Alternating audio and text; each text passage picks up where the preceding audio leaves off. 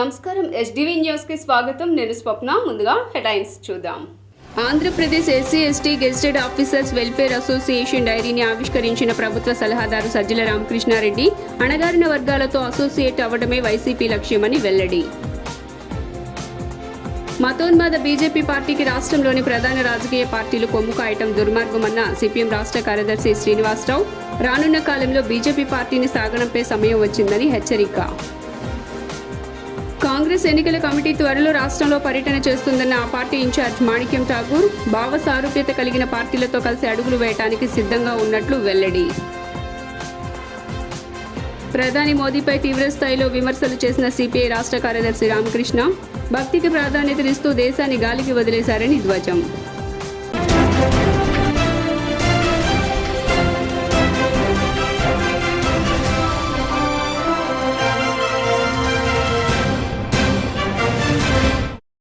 ఇక డీటెయిల్స్ చూస్తే వైఎస్ఆర్ ఆశయాలకు అనుగుణంగా పెట్టిన పార్టీ వైఎస్ఆర్సీపీ అని సజ్జల రామకృష్ణారెడ్డి పేర్కొన్నారు.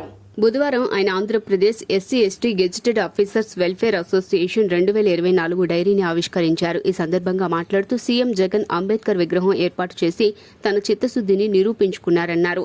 పథకాలు సంస్కరణల్లో సీఎం జగన్ బడుగు బలహీన వర్గాలకు పెద్దపీట వేశారన్నారు. అణగారిన వర్గాలను పైకి తీసుకువచ్చే ప్రక్రియలో ఎస్సీ ఎస్టీ ఉద్యోగుల భాగస్వామ్యం కావాలన్నారు. ఆలోచనల్లో ఎంత పెద్దపీట వేశామో పథకాల్లో కానీ సంస్కరణలో కానీ ఇవన్నీ కూడా ఈ జనరేషన్స్, ఇప్పుడు పిల్లలు, భావి పౌరులు, ఇప్పుడు కుటుంబాలు, పేదరికంలో మగ్గుతున్న ఎస్సీ ఎస్టీ కుటుంబాలు, వీళ్ళు పూర్తిగా సద్వినియోగం చేసే రకంగా చూడగలిగిన శక్తి కూడా మీకుంది. ఉద్యోగం రీత్యా మీకున్న సమస్యలను పరిష్కరించడం ఒక భాగం అయితే, నేను ఆశించే ప్రయోజనం ఏంటంటే జగన్మోహన్ రెడ్డి గారు ఏమి ఆశించి అయితే ఇవన్నీ చేస్తున్నారో వాటిని పూర్తిగా తను తీసుకొచ్చే తను చేస్తున్న తన చర్యలు కానీ తన పథకాలు కానీ సంస్కరణలు కానీ ఉపయోగించుకొని మీలాగా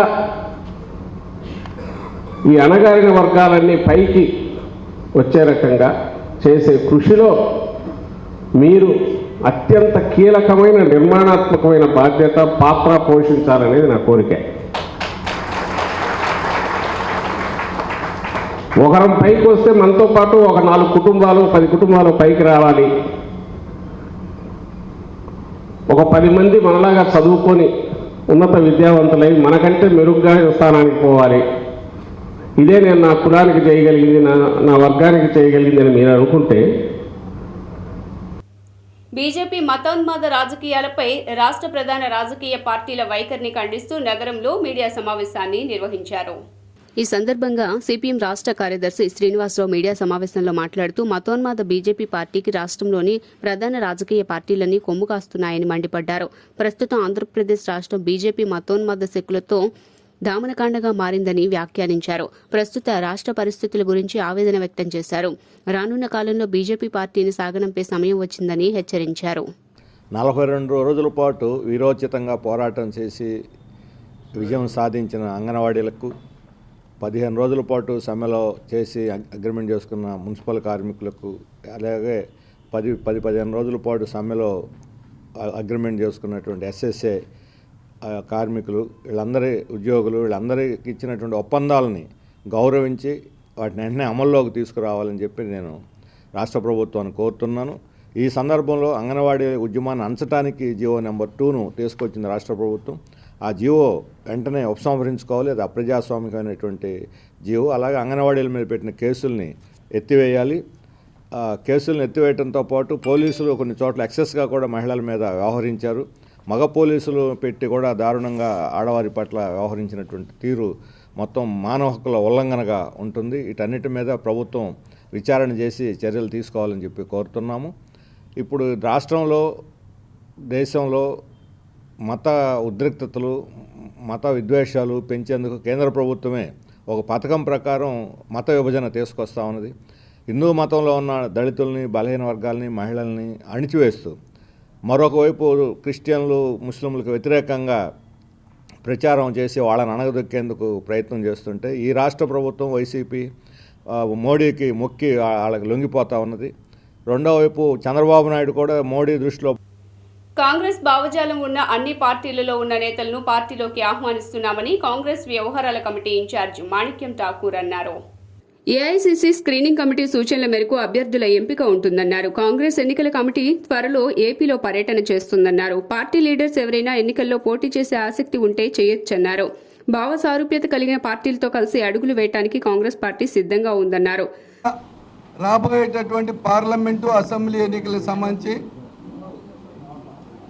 అసెంబ్లీ ఎన్నికల్లో పోటీ చేసేటటువంటి కాంగ్రెస్ అభ్యర్థుల పార్లమెంటు అభ్యర్థుల యొక్క ఎవరైతే పోటీ చేయాలనేటటువంటి ఉత్సాహం ఉండేటటువంటి వ్యక్తులందరినీ కూడా లాంఛనంగా కాంగ్రెస్ పార్టీ పక్షాన ఆంధ్రప్రదేశ్ కాంగ్రెస్ పార్టీ వ్యవహారాల ఇన్ఛార్జి మాణిక్ ఠాకూర్ గారు సమక్షంలో పెద్దలు కేవీపీ రామచంద్ర గారు, మాజీ శాసనసభ్యులు ఆర్కే గారు, వర్కింగ్ ప్రెసిడెంట్ పద్మశ్రీ గారు ఉన్నటువంటిది. వల్ల మొదటిగా అట్లయితే ఇప్పుడు మేడం షర్మిలమ్మ గారు వచ్చిన తర్వాత విపరీతమైనటువంటి ఉత్సాహం ప్రతి చోట నుంచి ఎన్నో వస్తూ ఉన్నాయి. ఇవాళ లాంఛనంగా ఇవాళ అప్లికేషన్లు తీసుకునేటటువంటి కార్యక్రమాన్ని ఇవాళ మొదలు పెడతా ఉన్నాం. Sharmila Reddy ji has announced in her inaugural address that we are starting the process of receiving the applications for the upcoming 2024 Assembly as well as Lok Sabha elections in the state of Andhra Pradesh. Congress Party will receive applications for all the Lok Sabha seats in Andhra Pradesh and all the assembly seats in Andhra Pradesh. The Congress workers and Congress leaders who are willing to fight the elections can apply. Congress is not a party which is an autocratic or a dictatorship party which is closed its gates for the workers and leaders who can only appoint in charges, and that in charges is going to be the candidate. Here it is a democratic party, therefore any Congress worker can come and apply, and that application will be processed with the Pradesh Election Committee. Will sit with that application and there will be subgroups formed to meet those. ప్రధాని నరేంద్ర మోదీపై CPI Ramakrishna తీవ్రస్థాయిలో విమర్శలు గుప్పించారు. భక్తికి ఎక్కువ ప్రాధాన్యతనిస్తూ దేశాన్ని గాలికొదిలేశారని ఆయన విమర్శించారు. మోదీ ఒక ఫెయిల్యూర్ ప్రధాని అని దుయ్యబట్టారు. మన రాష్ట్రము ఆయన రాష్ట్రం కూడా ఇదే. ఆయనది పాత గుంటూరు జిల్లా కొన్నూరు దగ్గర సంగుపాలెం కోడూరు అనే విలేజ్.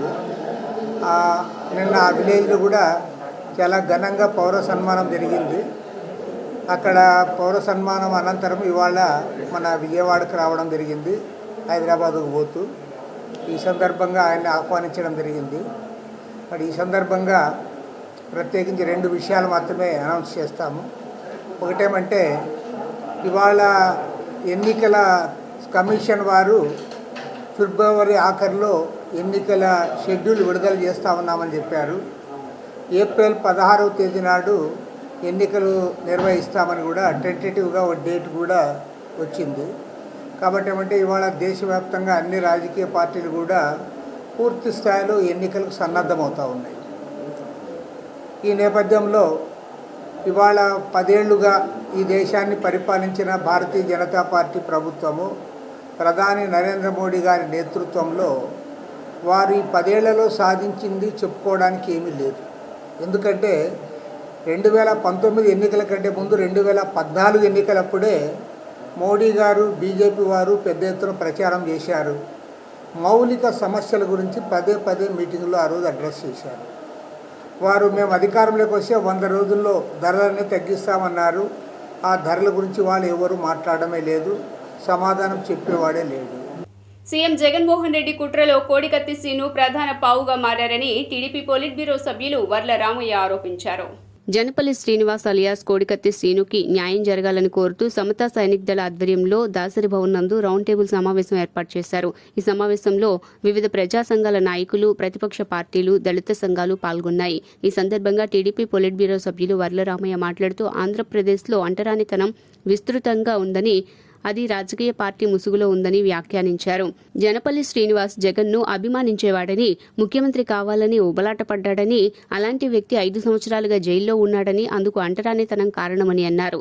దళిత సంఘాల్లో ఆర్థిక స్తోమత లేదు కాబట్టే జైల్లో ఉన్నాళ్లు ఉన్నారని అన్నారు.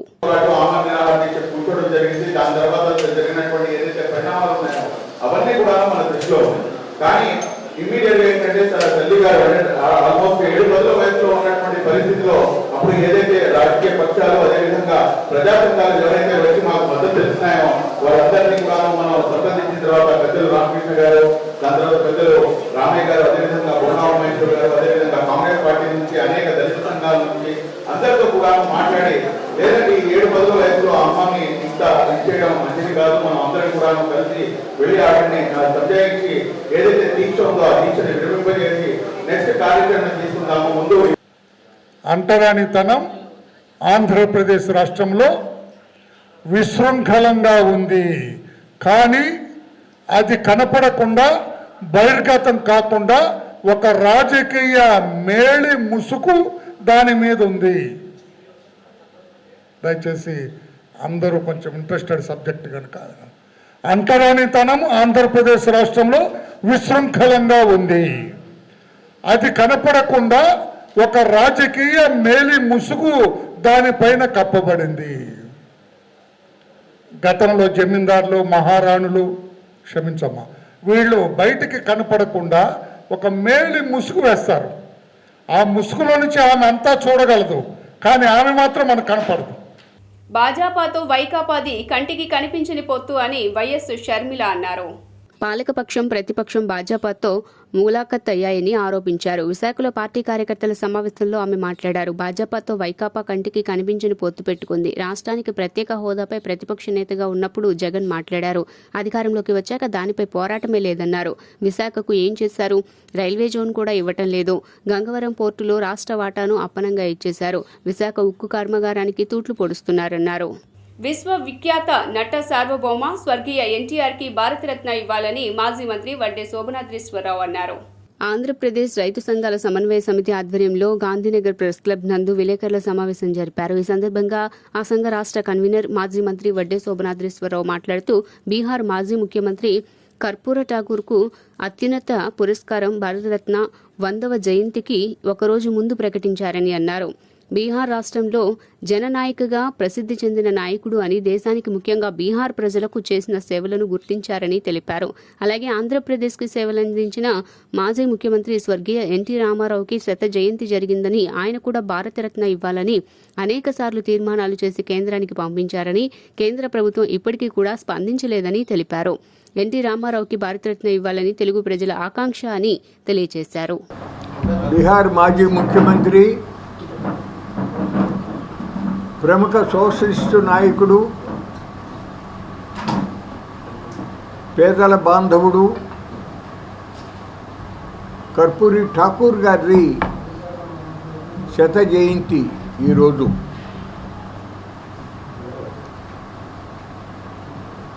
దేశంలో అనేక ప్రాంతాలలో, ప్రత్యేకించి బీహార్ రాష్ట్రంలో చాలా పెద్ద ఎత్తున కర్పూరి ఠాకూర్ గారి 100వ జయంతిని పురస్కరించుకొని పెద్ద ఎత్తున కార్యక్రమాలు తీసుకుంటూ ఉన్నారు.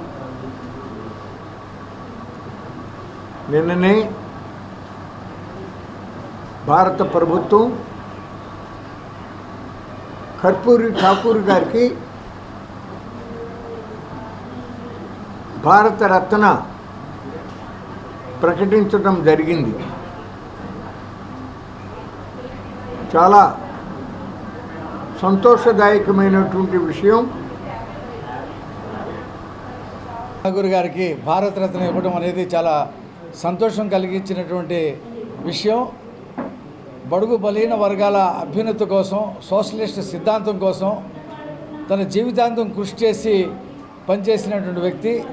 భారతదేశంలో మొట్టమొదటిసారిగా సంయుక్త విధాయక్ దళ్ తరఫున ఒక సంఘటన ఏర్పడి డాక్టర్ రామ్మనోహర్ లోహియా నాయకత్వంలో 9 మంది ముఖ్యమంత్రులు ఈ రాష్ట్రంలో కాంగ్రెస్ని ఎదిరించి ముఖ్యమంత్రులు అయ్యారు.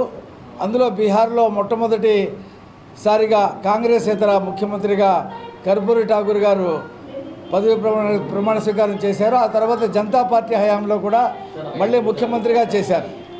అయితే అక్కడ ఉండేటువంటి భూస్వాములు, పెత్తందారులు దళితుల మీద దౌర్జన్యాలు చేస్తుంటే దళితులకి ఆత్మరక్షణ కోసం తుపాకులు ఇవ్వాలనేటువంటి ఒక చట్టం తీసుకొచ్చినటువంటి వ్యక్తి కర్పూరి ఠాకూర్ గారు. రాయలవారి జయంతిని ప్రభుత్వం అధికారికంగా నిర్వహించాలని ఆర్పీఎఫ్ వ్యవస్థాపక అధ్యక్షులు తిరుమల శెట్టి శేఖర్ రాయల్ తెలియజేశారు. రాయల్ పీపుల్ ఫ్రంట్ ఆధ్వర్యంలో గాంధీనగర్ ప్రెస్ క్లబ్ నందు విలేకరుల సమావేశం జరిపారు. ఈ సందర్భంగా ఆర్పీఎఫ్ వ్యవస్థాపక అధ్యక్షులు తిరుమల శెట్టి రెడ్డి శేఖర్ రాయల్ మాట్లాడుతూ ప్రతిసారి ఎలక్షన్ రావటము, బలిజా కాపు ఓట్లనేది కీలకమైనటువంటి పాత్ర రాజకీయ పార్టీలు చేసి బలిజా కాపులను కేవలం కూరలో కరివేపాకు మాదిరిగా వాడుకుంటూ ఓటు బ్యాంకింగ్ చేస్తున్నారని మండిపడ్డారు. తనకు రావాల్సినటువంటి హక్కులను కాలరాస్తున్నటువంటి నేపథ్యంలో రాయల్ పీపుల్ ఫ్రంట్ స్థాపించడం జరిగిందని తెలిపారు. రాజకీయ పార్టీలన్నింటికీ కూడా ఒక అల్టిమేట్ తాము జారీ చేస్తున్నామని చెప్పారు. ఇస్తున్నామని ఈ అల్టిమేట్లో జారీలో తమకు కేటాయించాల్సినటువంటి సీట్లు గాని రాజ్యాధికారంలో ఈ బలిజ, కాపు, తెలగ, ఒంటరి వర్గానికి ఏదైతే ప్రాధాన్యం ఇవ్వాలో, ఏదైతే హక్కులు తమకు ఇవ్వాలో అవి కాకుండా కాలయాపన చేస్తూ మమ్మల్ని పక్కన పెడుతున్నటువంటి నేపథ్యంలో ఈ రాష్ట్రంలో ఉన్నటువంటి యావత్ రాజకీయ పార్టీలన్నింటికీ రాబోయే రోజుల్లో ఎలక్షన్ నేపథ్యంలో వీళ్ళందరికీ ఒక ముఖ్యమైనటువంటి సూచన అనేది రాయల్ పీపుల్స్ ఫ్రంట్ ఇవ్వటం జరుగుతోందని తెలియజేశారు. మీడియా మిత్రులందరికీ నమస్కారం. రాయల్ పీపుల్స్ ఫ్రంట్ ఒక యుద్ధం, ఒక సైన్యం. మేము రాయలసీమ నుంచి నెల్లూరు, ప్రకాశము, గుంటూరు, విజయవాడ, కృష్ణా జిల్లాలు దాని తరపున వచ్చేసి ఇక్కడికి ఫస్ట్ టైము విజయవాడలో వచ్చేసి స్టేట్ ప్రెస్ మీట్కి ఇక్కడికి రావడం జరిగింది. విషయం గురించి చెప్పేదానికన్నా ముందుగా మనము చాలా విషయాలు మాట్లాడుకోవాలా మీడియా మిత్రులకు.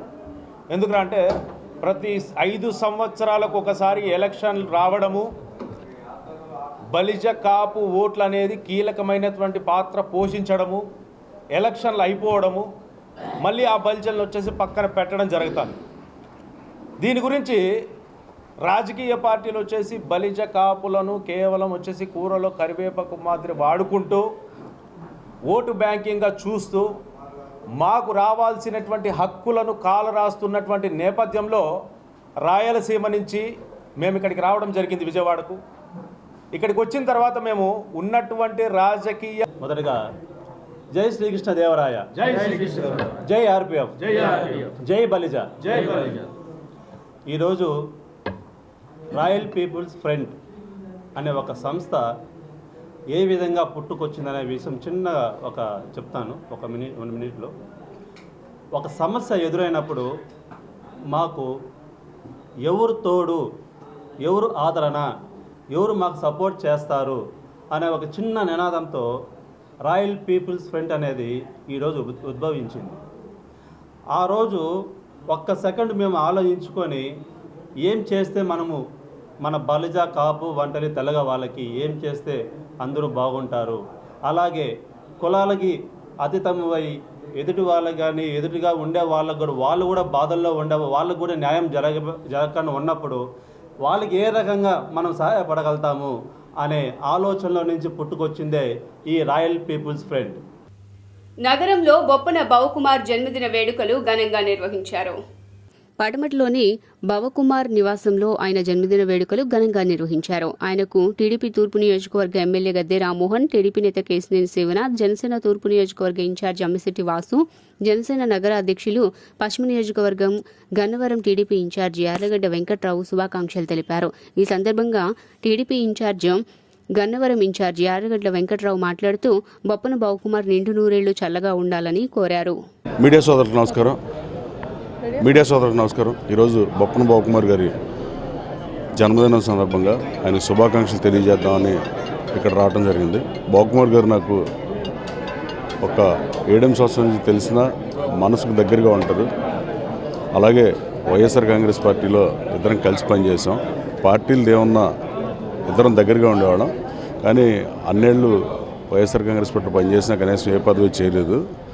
రాబోయే కాలంలో నెక్స్ట్ పుట్టినరోజుకి నేను తెలుగుదేశం పార్టీలో చేరుతున్నది మనస్ఫూర్తిగా తెలుగుదేశం పార్టీకి ఆహ్వానిస్తూ తెలుగుదేశం పార్టీలో 80% నెక్స్ట్ పుట్టినరోజుకి ఏదో ఒక పదవిలో ఉండాలని మనస్ఫూర్తిగా కోరుకుంటున్నా. Wish you all the best Boppana Bhavakumar garu. Thank you so much.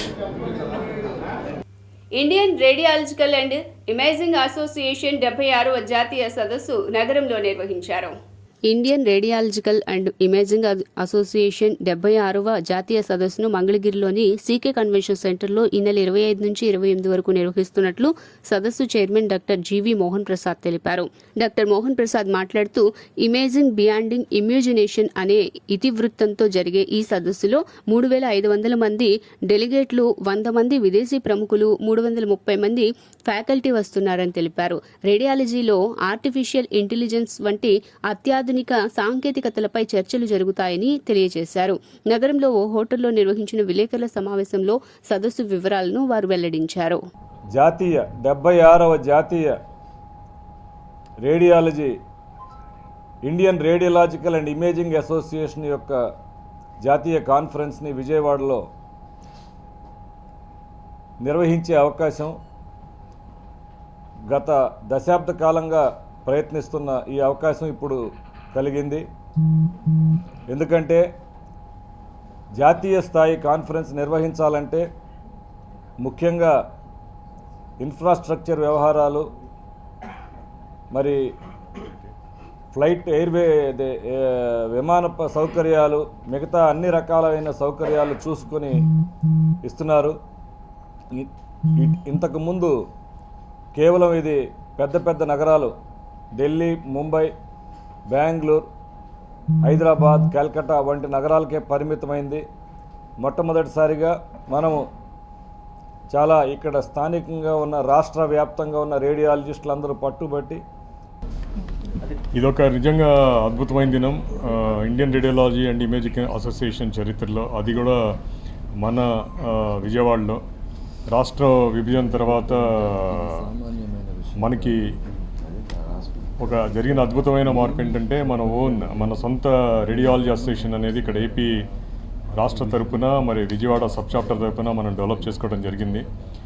అందరూ యంగ్ రేడియాలజిస్ట్ అవటం వల్ల we have a very dynamic team. చాలా ఉత్సాహంతోనూ, నైపుణ్యంతోనూ కష్టపడి పనిచేయగల మనస్తత్వం ఉన్న రేడియాలజిస్టులు మనకి ఇక్కడ ఉండటం వల్ల 10 ఏళ్లలోనే దేశం స్థాయిలో ఒక రాష్ట్ర స్థాయి అసోసియేషన్ కింద చాలా అద్భుతమైన సంస్థగా మాకు గుర్తింపు వచ్చింది. మీకు అంతకుముందు కూడా తెలుసు, 3-4 జాతీయ కార్యక్రమాలు మనం విజయవాడలో చేశాము. కొన్ని ఇంటర్నేషనల్ కార్యక్రమాలు కూడా వైజాగ్, విజయవాడలో చేశాము. ఈ కాన్ఫరెన్స్ ఇదే ఫస్ట్. ఈ నేషనల్ కాన్ఫరెన్స్ అనేది ఎనీ మెడికల్ స్పెషాలిటీకి ఫస్ట్ టైం విజయవాడకు రావటం. ఒక నేషనల్ కాన్ఫరెన్స్ అనేది జాతీయ ఈ మీటింగ్ అనేది ఫస్ట్ టైం మనకి విజయవాడకి మేము తీసుకురావడంలో సఫలీకృతం. ఇన్నర్ రింగ్ రోడ్డు కేసులో టీడీపీ అధినేత చంద్రబాబు బెయిల్ను సుప్రీంకోర్టులో ఏపీ ప్రభుత్వం సవాల్ చేసింది. Amaravati inner ring road alignment కేసులో అక్రమాలు జరిగాయని ఏపీలోని జగన్ ప్రభుత్వం ఆరోపిస్తోంది. ఈ మేరకు గత ప్రభుత్వ హయాంలో స్కామ్ జరిగిందని సిఐడి కేసు నమోదు చేసింది. ఈ కేసులో చంద్రబాబు పేరును కూడా చేర్చింది. అయితే అమరావతిలో ఇన్నర్ రింగ్ రోడ్డు వేయాలని నిర్ణయించారే తప్ప రోడ్డు వేయలేదని, భూసేకరణ జరగలేదని, పైసా నిధులు కూడా ఇవ్వలేదని, అలాంటప్పుడు అధికార దుర్వినియోగం, అవినీతి ఎలా జరుగుతుందని టీడీపీ ప్రశ్నిస్తోంది. రోడ్డు నిర్మాణం జరిగితే దానివల్ల ఎవరైనా లబ్ధి పొందారేమోనని అనుకోవచ్చునని, ఏదీ జరగకుండా ఎవరికో లబ్ధి జరిగిందని ఊహించి కేసులు పెడతారా అని టీడీపీ ప్రశ్నిస్తోంది. రాజ్యసభ ఎన్నికల్లో అభ్యర్థిని నిలబెట్టాలని కొందరు వైసీపీ ఎమ్మెల్యేలు కోరుతున్నారని ఎమ్మెల్యే గోరంట్ల బుచ్చయ్య చౌదరి తెలిపారు. అమరావతిలోని టీడీపీ కేంద్ర కార్యాలయంలో నిర్వహించిన పరిటాల రవి వర్ధంతి కార్యక్రమంలో టీడీపీ ఎమ్మెల్యే గోరంట్ల బుచ్చయ్య చౌదరి పాల్గొని మాట్లాడారు. సీఎం జగన్ కి ఓటమి భయం పట్టుకుందని తెలిపారు. అందుకే మాజీ మంత్రి గంటా శ్రీనివాసరావు రాజీనామాను ఇప్పుడు ఆమోదింపచేశారన్నారు. వాస్తవానికి గంటా శ్రీనివాసరావు 3 ఏళ్ల కిందటే 2021 ఫిబ్రవరి 12న రాజీనామా చేస్తే అసెంబ్లీ ఎన్నికలు 3 నెలల ముందు రాజీనామా స్పీకర్ను ఆమోదించారని దుయ్యబట్టారు. రాష్ట్రమంతా బాగుండాలనే చాలా మంది టీడీపీలో చేరుతున్నారని తెలిపారు. అందరికీ నమస్కారం. జగన్మోహన్ రెడ్డి ధనదాహానికి బలైపోతున్న మరో వ్యవస్థ సహకార రంగం. స్థానిక సంస్థలను నిర్వీర్యం చేసి సర్పంచులను కానీ, ఎంపీటీసీలని, జడ్పీటీసీలని, కార్పొరేషన్లని, మేయర్ని, చైర్మన్ని అందరినీ కూడా పనికిరాని వాళ్ళుగా మార్చిన వ్యవస్థని తయారు చేశాడు జగన్మోహన్ రెడ్డి. నిధులన్నీ పక్కదారి పట్టించి వ్యవస్థలను చిన్నాభిన్నం చేసి కనీసం గ్రామాల్లో ముగ్గు చల్లటానికి కూడా డబ్బులు లేని, జీతాలు ఇవ్వలేని దౌర్భాగ్య స్థితిలో నెట్టాడు. అలాగే సహకార రంగాన్ని ఇలా ఏ విధంగా అస్తవ్యస్తం చేశాడో మనం గమనించాల్సిన అవసరం ఉంది. 4.5 ఏళ్లుగా ఎన్నికలు లేవు. ఎన్నికలు రాజ్యాంగ హక్కుగా పెట్టాల్సిన దాన్ని 3 సంవత్సరాలకు ఎన్నికలు నిర్వహించి ప్రజాస్వామ్యబద్ధంగా నడపాల్సిన ఈ సొసైటీలన్నింటినీ నిర్వీర్యం చేశాడు. నామినేటెడ్ ముగ్గురు కమిటీలుగా వేసి నామినేటెడ్ వేస్తే ఆ సంస్థ డబ్బులన్నీ కూడా పక్కదారి పట్టించారు, దోపిడీ చేస్తూ ఉన్నారు. బోగస్ సర్టిఫికేట్లు సబ్మిట్ చేసి ఉద్యోగాలు ఇప్పించారు, లక్షలు దోచుకున్నారు. దాంట్లో నాయకుడు కోట్లు ముట్టాయి. మొత్తం అస్తవ్యస్తం అయిపోయింది. కోఆపరేటివ్ రంగంలో, సహకార రంగంలో బ్యాంకులు కానీ సొసైటీలు కానీ అన్నీ అస్తవ్యస్తం అయిపోయినాయి. కనీసం ధాన్యం కొని రైతులకు డబ్బు చెల్లించాల్సిన సొసైటీలు. మధురానగర్ 31వ డివిజన్ పసుపు తోటలో భవిష్యత్తుకు గ్యారంటీ కార్యక్రమాన్ని నిర్వహించారు. సంక్షేమం, అభివృద్ధి, సామాజిక న్యాయం అనే పునాదులపైన ఏర్పాటు చేసిన తెదేప ప్రజల భవిష్యత్తును దృష్టిలో ఉంచుకుని తెదేప భవిష్యత్తుకు గ్యారంటీ ఇస్తోందని ఆ పార్టీ పొలిట్ బ్యూరో సభ్యుడు బోండా ఉమామహేశ్వరరావు పేర్కొన్నారు. మంగళవారం రాత్రి 31వ డివిజన్ పసుపు తోటలో భవిష్యత్తుకు గ్యారంటీ కార్యక్రమం నిర్వహించారు. ఇంటింటికి తిరుగుతూ తెదేప అధికారంలోకి రాగానే అమలు చేసే పథకాల గురించి వివరించారు. జనసేన అధ్యక్షులు పవన్ కళ్యాణ్ గారు, తెలుగుదేశం పార్టీ జాతీయ చంద్రబాబు గారి ఆదేశాల మేరకు జనసేన తెలుగుదేశం పార్టీ శ్రేణులు ప్రతి డివిజన్లో, ప్రతి నియోజకవర్గంలో ప్రతి కుటుంబాన్ని కలిసే విధంగా మరి ఆ కుటుంబాలని కలిసి రేపు జనసేన తెలుగుదేశం అధికారంలోకి వస్తే వాళ్ళకి ఏ విధంగా అండగా ఉంటామని చెప్తూ జరుగుతూ ఉంది.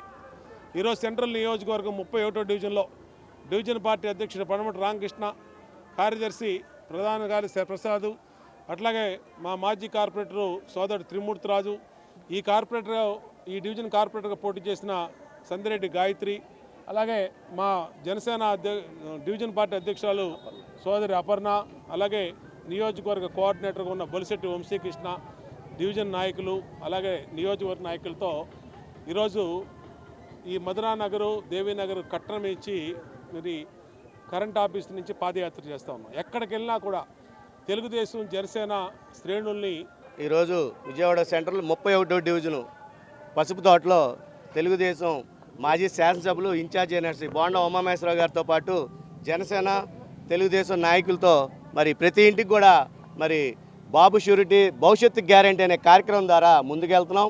ప్రతి ఒక్కరు కూడా ముందుకు వచ్చి స్వాగతిస్తున్నారు ఈ యొక్క జనసేన తెలుగుదేశం కూటమిని. ఈ యొక్క 5 సంవత్సరాల్లో పడుతున్న బాధలను స్పష్టంగా వాళ్ళకి అర్థమైంది.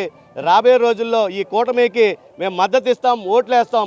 ఎందుకంటే గత ప్రభుత్వంలో తెలుగుదేశం ప్రభుత్వం నుంచి 50,000 కట్టి మరి రెడీగా ఉన్న ఇళ్ళు చంద్రబాబు నాయుడు గారు ఇస్తారన్న టైంలో మరి ఈ శిథిలావస్థకి అవటానికైనా ఇష్టపడ్డాడు. కానీ ప్రజలకు ఇవ్వడానికి ఇష్టపడిన జగన్మోహన్ రెడ్డిని తరిమి కొట్టడానికి ప్రజలు సిద్ధంగా ఉన్నారు. ఈ రోజున జగన్మోహన్ రెడ్డి మార్చడానికి సిద్ధంగా ఉంటే పక్క నియోజకవర్గంలో అవినీతి పరులు. వార్తలు ముగించే ముందు హెడ్లైన్స్ మరోసారి. Andhra Pradesh SC ST gazetted officers welfare association డైరీని ఆవిష్కరించిన ప్రభుత్వ సలహాదారు సజ్జల రామకృష్ణారెడ్డి అణగారిన వర్గాలతో అసోసియేట్ అవ్వడమే వైసీపీ లక్ష్యమని వెల్లడి. మతోన్మాద బీజేపీ పార్టీకి రాష్ట్రంలోని ప్రధాన రాజకీయ పార్టీలు కొమ్ము కాయటం దుర్మార్గమన్న సిపిఎం రాష్ట్ర కార్యదర్శి శ్రీనివాసరావు. రానున్న కాలంలో బీజేపీ పార్టీని సాగనంపే సమయం వచ్చిందని హెచ్చరిక. కాంగ్రెస్ ఎన్నికల కమిటీ త్వరలో రాష్ట్రంలో పర్యటన చేస్తుందన్న ఆ పార్టీ ఇన్ఛార్జ్ మాణిక్యం ఠాగూర్ భావ సారూప్యత కలిగిన పార్టీలతో కలిసి అడుగులు వేయడానికి సిద్ధంగా ఉన్నట్లు వెల్లడి. ప్రధాని మోదీపై తీవ్రస్థాయిలో విమర్శలు చేసిన సిపిఐ రాష్ట్ర కార్యదర్శి రామకృష్ణ భక్తికి ప్రాధాన్యతనిస్తూ దేశాన్ని గాలికి వదిలేశారని ధ్వజం. ఎస్టీవీ న్యూస్ ఇంతటితో సమాప్తం. తిరిగి వార్తల్లో మళ్ళీ కలుద్దాం. అంతవరకు సెలవు. నమస్కారం.